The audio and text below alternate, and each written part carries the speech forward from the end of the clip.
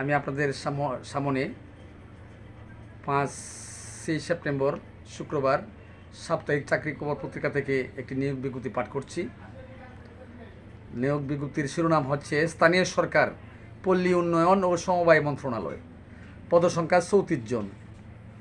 পদের নাম 1 নম্বর computer operator, পদের সংখ্যা 5 জন। যোগ্যতা ও অভিজ্ঞতা: বিজ্ঞান বিভাগে স্নাতক বা সমমানের ডিগ্রি এবং কম্পিউটারে মুদ্রাক্ষরে বাংলায় 25, ইংরেজিতে 30 শব্দের গতি থাকতে হবে। 2 নম্বর 60 মুদ্রাক্ষরিক কাম কম্পিউটার অপারেটর, পদের সংখ্যা 13 জন। স্নাতক যোগ্যতা ও অভিজ্ঞতা: স্নাতক বা সমমানের ডিগ্রি, 60 লিপিতে গতি বাংলায় 45 ও ইংরেজিতে 70 শব্দ এবং কম্পিউটার মুদ্রাক্ষরে গতি বাংলায় 25, ইংরেজিতে 30 শব্দ থাকতে হবে।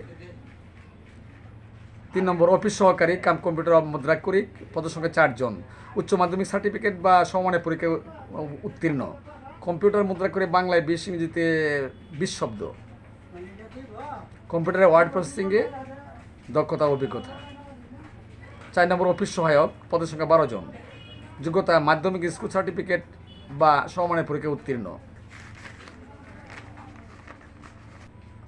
অনলাইনে আবেদনপত্র পূরণ করার সময়সীমা নিম্নরূপ।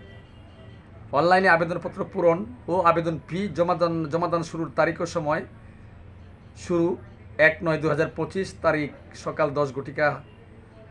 অনলাইনে আবেদনপত্র জমাদানের শেষ তারিখ ও সময় 30/9/2025 তারিখ বিকাল 5 ঘটিকা পর্যন্ত।